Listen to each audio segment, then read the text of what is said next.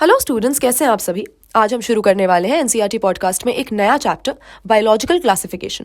क्योंकि काफ़ी सारे स्टूडेंट्स ने कहा था कि ये चैप्टर इस सीरीज़ के अंदर पढ़ना चाहते हैं, तो चलो देखते हैं कि बायोलॉजिकल क्लासिफिकेशन के बारे में हमारी बायोलॉजी की एनसीईआरटी बुक क्या कहती है। Let's begin. Since the dawn of civilization, there have been many attempts to classify living organisms. अब हमें लिविंग ऑर्गेनिजम्स को क्लासिफाई करने की ज़रूरत तो पड़ेगी ही पड़ेगी, क्योंकि आप अगर अपने चारों तरफ देखोगे तो आपको बहुत ही ह्यूज बायोडाइवर्सिटी लिविंग वर्ल्ड के अंदर नजर आएगी। चाहे प्लांट्स हो, एनिमल्स हो या माइक्रोब्स, इनकी इतनी सारी अलग अलग स्पीशीज़ हैं कि अगर हम सोचें कि रैंडमली एक एक करके सारी स्पीशीज़ के बारे में जानेंगे, इनके बारे में पढ़ेंगे, तो एक इंसान के लिए तो क्या, पूरी ह्यूमन रेस भी अगर मिलकर इस काम में जुट जाए तो एक स्ट्रक्चर्ड तरीके से इनके बारे में जान पाना, इस नॉलेज को शेयर कर पाना या इसको स्टोर कर पाना हमारे लिए पॉसिबल नहीं है। इसीलिए इन्हें हम कुछ ग्रुप्स में बांट देते हैं और फिर उसी बेसिस पे इनके बारे में पढ़ते हैं कि इनके बीच में क्या सिमिलैरिटीज या डिसिमिलैरिटीज हैं। It was done instinctively, not using criteria that was scientific, but born out of a need to use organisms for our own use, for food, shelter and clothing. तो सबसे पहले शुरू में हमने क्लासिफिकेशन क्यों की? ह्यूमन बींग्स जो भी बायोलॉजी में जानते हैं, लिविंग ऑर्गेनिजम्स के बारे में जानते हैं, ये बात हमेशा हमें माइंड में रखनी चाहिए कि क्यूरियोसिटी से ज़्यादा और साइंस से ज़्यादा वो बेस्ड होता है हमारी अपने सेल्फिश मोटिव्स पे, हमारी नीड पे। जिस लिविंग ऑर्गेनिज्म की हमको ज़्यादा नीड पड़ती है, जिसकी ज़्यादा ज़रूरत पड़ती है, उसके बारे में उतना ही ज़्यादा हम जानना चाहते हैं ताकि अच्छे से उसको यूटिलाइज कर पाएँ, उतने ज़्यादा अच्छे तरीके से उसकी एडवांटेज ले पाएँ, उसको एक्सप्लॉइट कर पाएँ। और यही बायोलॉजिकल क्लासिफिकेशन का बेसिस भी बना कि अगर हमें इतने सारे लिविंग ऑर्गेनिज्म से इतने सारे काम की चीज़ें मिल ही रही हैं, तो चलो इनको क्लासिफाई करते हैं, इनके बारे में और जानते हैं, इनके बारे में नॉलेज इकट्ठी करते हैं, ताकि और लिविंग ऑर्गेनिजम्स को और बढ़िया तरीके से यूज़ करके हम अपने मतलब के प्रोडक्ट्स उनमें से ऑब्टेन कर पाएँ। तो सबसे पहले इसी बेसिस पे हमने क्लासिफिकेशन की थी। हमको कुछ भी नहीं पता था कि किस साइंटिफिक बेसिस पे हमको क्लासिफिकेशन करनी चाहिए, कौन सा क्राइटेरिया यूज़ करना चाहिए। बस इन्हें हम किस हिसाब से यूज़ कर सकते हैं उसके अकॉर्डिंग हमने कुछ ग्रुप्स में इनको डिवाइड कर दिया था। Aristotle was the earliest attempt for a scientific basis of classification. He used simple morphological characters to classify plants into trees, shrubs and herbs. Aristotle ने सबसे पहले प्लांट्स को उनके साइज के बेसिस पे, उनकी बेसिक मॉर्फोलॉजी के बेसिस पे 3 ग्रुप्स में बांट दिया।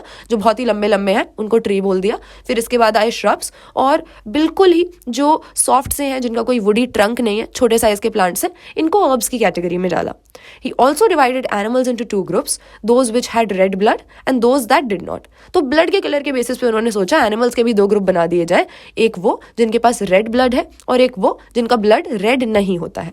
ठीक है भाई, ये तो सबसे अर्लीस्ट अटेम्प्ट्स की बात हो गई। अब अगर आगे बढ़े, in Linnaeus time a 2-kingdom system of classification with Plantae and Animalia kingdoms was developed that included all plants and animals respectively. इसके बाद हमारे पास पूरे लिविंग वर्ल्ड को कुछ किंगडम्स में डिवाइड करने का आइडिया आया, और सबसे पहले हमने 2 किंगडम बनाए थे, प्लांट किंगडम और एनिमल किंगडम। हमने सोचा कि सारे लिविंग ऑर्गेनिजम्स इन दोनों में से एक ना एक कैटेगरी में तो आएंगे ही आएंगे। This system did not distinguish between eukaryotes and prokaryotes. अब अगर खाली हमारे पास 2 ही किंगडम है तो हम कई सारे क्राइटेरिया पे ध्यान नहीं दे पाएंगे। जैसे प्रोकैरियोट्स और यूकैरियोट्स के बीच में कोई अंतर नहीं था। हमारे प्लांट किंगडम में हमने दोनों ही तरह के ऑर्गेनिज्म रख रखे थे। यूनिसेल्युलर और मल्टीसेल्युलर में अंतर नहीं था। कई सारे ऐसे ऑर्गेनिज्म थे जो कि प्लांट किंगडम में आते हैं, और कई सारे ऐसे ऑर्गेनिज्म यूनिसेल्युलर होने के बावजूद भी इसी किंगडम में प्लेस हो रहे थे, जबकि बड़े बड़े कॉम्प्लेक्स प्लांट्स जो कि मल्टीसेल्युलर हैं वो भी इसी किंगडम में थे। Then photosynthetic and non photosynthetic organism में भी ज़्यादा अंतर हम नहीं कर पा रहे थे, क्योंकि जो हमारे फंजाई थे उनको भी एक बार को हमने प्लांट्स में इंक्लूड कर दिया। वो तो फोटोसिंथेसिस नहीं करते, वो तो ऑटोट्रॉपिक नहीं होते। और ग्रीन एल्गी जैसे फोटोसिंथेटिक ऑर्गेनिजम्स को भी हमने प्लांट किंगडम के अंदर ही रखा हुआ था। सो अगर हम 2 किंगडम सिस्टम ऑफ क्लासिफिकेशन लें तो ऐसी बहुत सारी चीज़ें हैं जिन पर ध्यान नहीं दे पाते, और बहुत एक दूसरे से डिसिमिलर ऑर्गेनिजम्स एक ही किंगडम के अंदर रख दिए जा रहे हैं। Classification of organisms into plants and animals was easily done and it was easy to understand. But a large number of organisms did not fall into either category. अब हमारे पास ऐसे भी थे कुछ जिनका हमें समझ ही नहीं आ रहा था कि उनको प्लांट समझा जाए या animal. Besides, the 2-kingdom system classification used for a long time was found inadequate. तो लास्ट में हमने डिसाइड किया कि भाई इसमें बहुत सारी गड़बड़ी है, कई बार तो हमें समझ भी नहीं आ रहा है कि प्लांट किंगडम में इसको डालें या एनिमल किंगडम में, इसीलिए हमको थोड़े एक एडवांस सिस्टम पे मूव करना पड़ेगा। Besides gross morphology, A need was also felt for including other characters like cell structure, nature of wall, mode of nutrition, habitat, mode of reproduction, evolutionary relationship. हमने सोचा कि ये सारी चीज़ें भी हमको इंक्लूड करनी चाहिए इससे पहले कि रैंडमली हम सिर्फ कुछ एक्सटर्नल फीचर्स के बेसिस पे दो ग्रुप्स में पूरे के पूरे लिविंग वर्ल्ड के सभी ऑर्गेनिजम्स को बांट दें। हमें बहुत सारे डिफरेंट क्राइटेरिया के बेसिस पे उनको जज करना चाहिए और तब जाके इस तरह की क्लासिफिकेशन करने की कोशिश करनी चाहिए। Classification systems for the living organisms have hence undergone several changes over time. तो समय के साथ क्लासिफिकेशन करने का हमारा तरीका बदलता गया है और हो सकता है कि आगे भी ये बदले। दो plant and animal kingdoms have been a constant under all different systems, plant और एनिमल किंगडम तो बने रहे लेकिन उसके अलावा और किंगडम्स इसमें ऐड होते रहे। The understanding of what groups or organisms be included under these kingdoms have been changing. Plant और animal kingdom तो हमारे classification system में है ही, लेकिन इसके अंदर हम किसको डाल सकते हैं और किसको नहीं डाल सकते उसकी understanding हमारी change होती रही है। The number and nature of other kingdoms have also been understood differently by different scientists over time. तो प्लांट और एनिमल किंगडम के अलावा कौन से किंगडम हमें रखने हैं ये चीज़ भी अलग अलग साइंटिस्ट की अलग अलग राय होती है। तो हमारे पास यहाँ पे 5 किंगडम क्लासिफिकेशन का हमारी एनसीईआरटी बुक में एक टेबल है जिसके अंदर पांचों किंगडम्स में कौन सा सेल टाइप मिलेगा, किस तरह की सेल वॉल मिलेगी, न्यूक्लियर मेम्ब्रेन मिलेगी या नहीं मिलेगी, बॉडी ऑर्गेनाइजेशन किस तरह की होगी और मोड ऑफ न्यूट्रिशन कैसा होगा, ये सारी डिटेल्स दी हुई हैं। तो इस टेबल को अगर आप देख लोगे तो बहुत ही एक छोटी सी चीज़ को देखकर एक बहुत ही कंसाइज फॉर्म में आपको पांचों किंगडम्स के बारे में कुछ इंपॉर्टेंट इन्फॉर्मेशन मिल जाती है। तो चलो बात करते हैं 5 किंगडम क्लासिफिकेशन के बारे में जो कि हम आज की डेट में मानते हैं। R.H. Whittaker in 1969 proposed a 5 kingdom classification. The kingdoms defined by him were named Monera, Protista, Fungi, Plantae and Animalia. तो हमारे पास आज जो हम क्लासिफिकेशन का सिस्टम यूज़ कर रहे हैं उसके हिसाब से 5 किंगडम है। प्लांट और एनिमल किंगडम के अलावा 3 और हैं, मोनेरा, प्रोटिस्टा और फंजाई। और इन्हीं तीनों किंगडम्स के बारे में बायोलॉजिकल क्लासिफिकेशन के अंदर हम पढ़ते हैं क्योंकि प्लांट किंगडम और एनिमल किंगडम तो हमारे पास अलग से चैप्टर है क्योंकि ये बहुत ही बड़े हैं और हमारे लिए बहुत ज़्यादा रेलेवेंट है इनके बारे में जानना। इसीलिए एक ही चैप्टर के अंदर पांचों किंगडम्स की डिटेल्स पढ़ पाना तो हमारे लिए मुश्किल है। तो प्लांट किंगडम के लिए हमने अलग चैप्टर बनाया, एनिमल किंगडम के लिए अलग चैप्टर बनाया, लेकिन मोनेरा, प्रोटिस्टा और फंजाई इन तीनों किंगडम्स को इस चैप्टर के अंदर पढ़ने की हमारी कोशिश रहती है। The main criteria for classification used by Whittaker include cell structure, body organization, mode of nutrition, reproduction and phylogenetic relationship. Phylogenetic मतलब evolutionary relationships. कौन से organisms आपस में closely related हैं, किसका common ancestor रहा है और किसका नहीं, इनकी जो evolutionary process है, बजाय इसके कि सिर्फ हम देखें कि आज ही हमको कैसे नजर आ रहे हैं, किस तरह से ये evolve हुए हैं इस evolutionary process को और दूसरे organisms के साथ इनके evolutionary relationship को जब हम consider करते हैं तो इसको phylogenetic relationship कहा जा सकता है।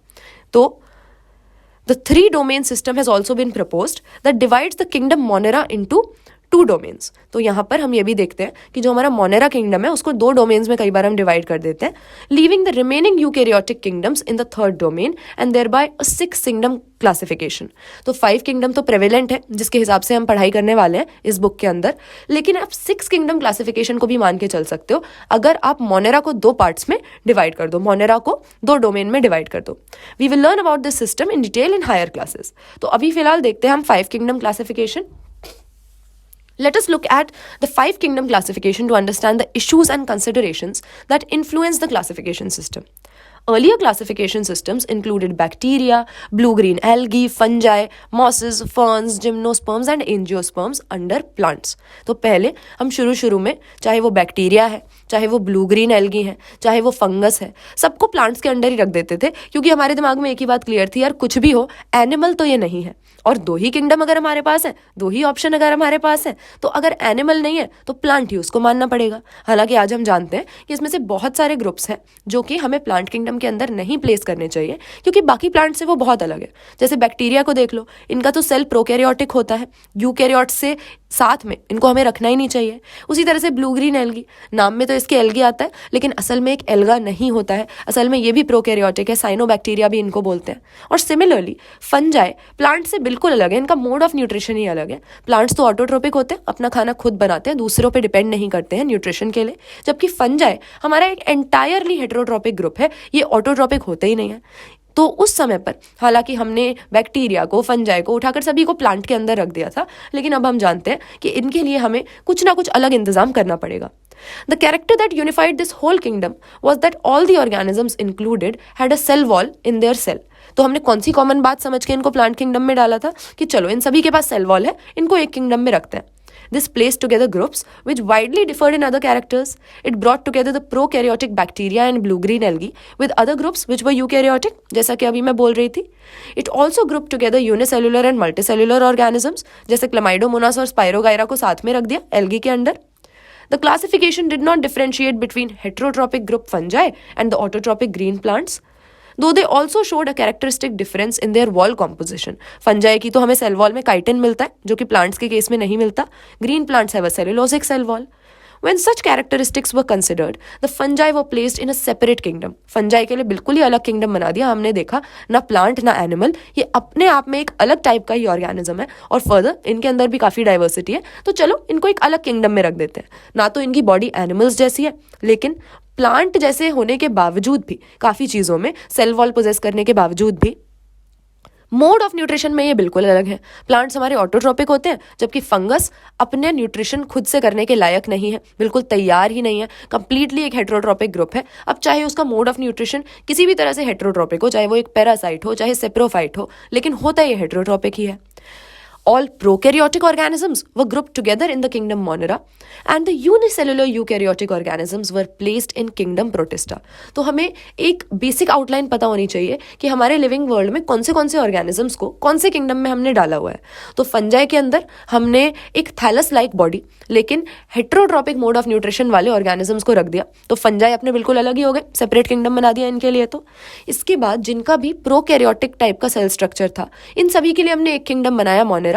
मेनली किंगडम इसके अंदर, किंगडम मोनेरा के अंदर हमारे बैक्टीरिया आ जाते हैं, लेकिन दूसरे भी अगर यूकैरियोटिक सेल स्ट्रक्चर वाले कोई ऑर्गेनिज्म है तो मोनेरा में ही उनको इंक्लूड करेंगे. यानी कुल मिला के प्रोकैरियोटिक सेल हमको कहाँ पर मिल सकता है? अपने 5 किंगडम्स में से सिर्फ एक किंगडम के अंदर, मोनेरा के अंदर हमको मिलता है, बाकी सारे यूकैरियोटिक है.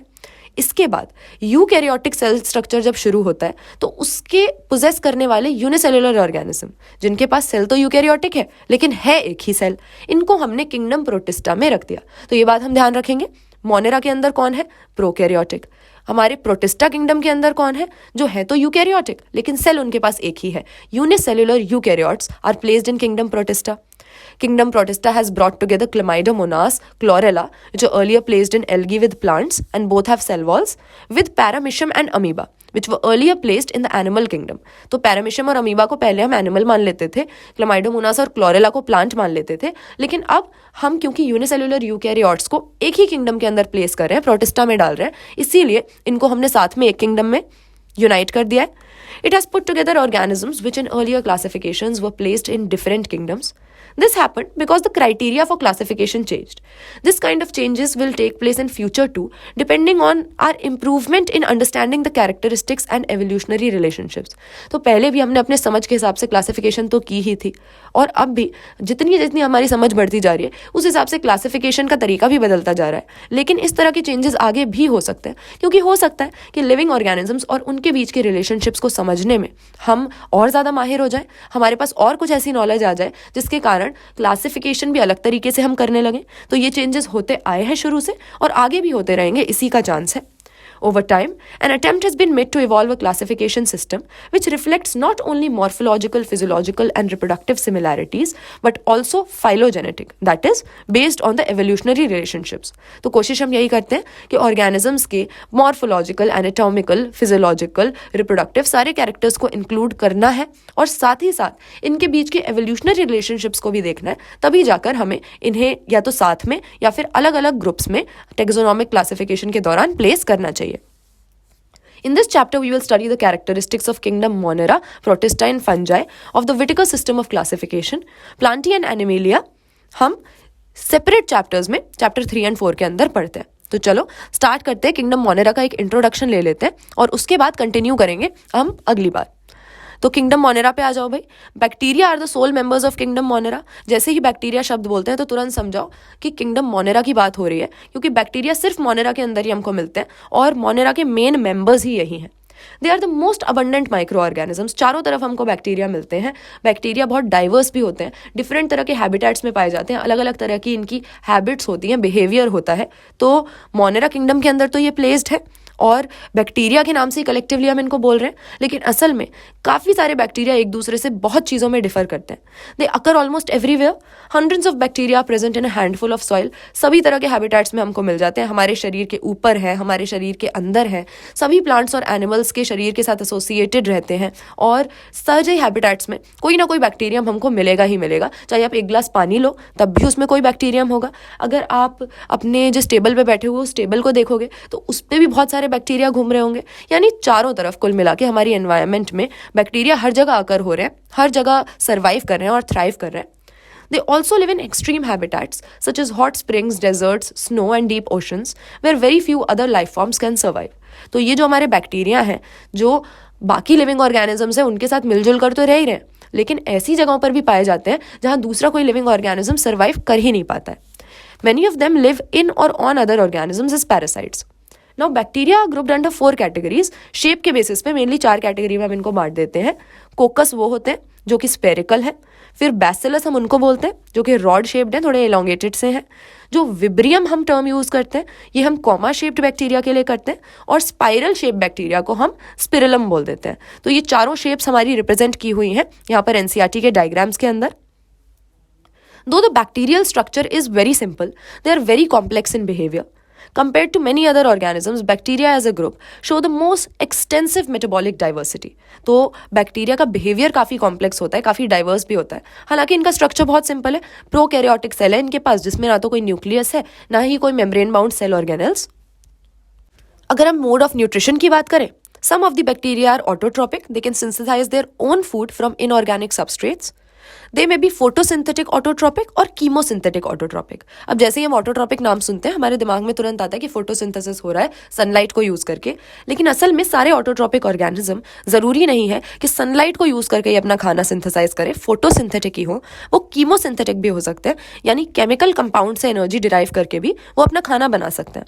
तो फोटोसिंथेटिक हो या कीमोसिंथेटिक हो, दोनों तरह के ऑटोट्रॉपिक बैक्टीरिया हमारे मोनेरा किंगडम के अंदर है। हालांकि the vast majority of bacteria are heterotrophs, that is they depend on other organisms or dead organic matter for food. तो ज़्यादातर हमारे बैक्टीरिया जो हैं ये हेट्रोट्रॉपिक होते हैं, लेकिन हाँ काफ़ी डाइवर्सिटी है, मोड ऑफ न्यूट्रिशन अलग अलग है, और ऑटोट्रॉपिक बैक्टीरिया फोटोसिंथेटिक और कीमोसिंथेटिक दोनों तरह के हमें मिल जाते हैं। इसके बाद हमारे पास एक छोटा सा सब टॉपिक आता है आर्की बैक्टीरिया का। These are bacteria which are special since they live in some of the most harsh habitats such as extreme salty areas. Extreme salty areas में रहने वाले आर्की बैक्टीरिया को हम हेलोफिल कहते हैं। हॉट स्प्रिंग्स में भी रहते हैं जिनको हम थर्मो एसिडोफिल कहते हैं, और मार्शी एरियाज में रहने वाले आर्की बैक्टीरिया को मिथेनोजन कहते हैं। They differ from other bacteria in having a different cell wall structure, and this feature is responsible for their survival in extreme conditions. तो इनके सेल वॉल का जो स्ट्रक्चर है ये नॉर्मल बैक्टीरिया से थोड़ा हटके होता है, अलग होता है, कॉम्पोजिशन भी अलग होती है, और इसीलिए इस सेल वॉल की वजह से ही ये इतने रेजिस्टेंट हो जाते हैं कि सबसे अनफेवरेबल हैबिटेट्स के अंदर भी रहने की एबिलिटी रखते हैं। Methanogens are present in the gut of several ruminant animals such as cows and buffaloes, and they are responsible for production of methane from the dung of these animals. तो जो biogas है जिसका सबसे important component methane है वो भी इसी तरह के आर्की बैक्टीरिया मीथेनोजेंस की वजह से बन पाती है, क्योंकि ये रूमिनेंट एनिमल्स के गट में इनके एलिमेंट्री कैनाल में सर्वाइव कर पाते हैं। तो आर्की बैक्टीरिया हमारे पास एक स्पेशल कैटेगरी हो जाती है हमारे मोनेरा किंगडम के अंदर, जो कि हार्श हैबिटेट्स में सर्वाइव करने के लिए जाने जाते हैं, और बाकी बैक्टीरिया से सेल वॉल इनकी डिफरेंट होती है, इसीलिए ऐसा पॉसिबल है। इसके बाद जो मेजॉरिटी ऑफ बैक्टीरिया हैं जिनको हम असल में बैक्टीरिया जब टर्म यूज़ करते हैं तो रेफर कर रहे होते हैं, ये है हमारे यू बैक्टीरिया, और इनके बारे में अगली क्लास में हम डिस्कस करेंगे और फिर शुरू करेंगे किंगडम प्रोटिस्टा के बारे में जानना। तो चलो मिलते हैं अगली बार।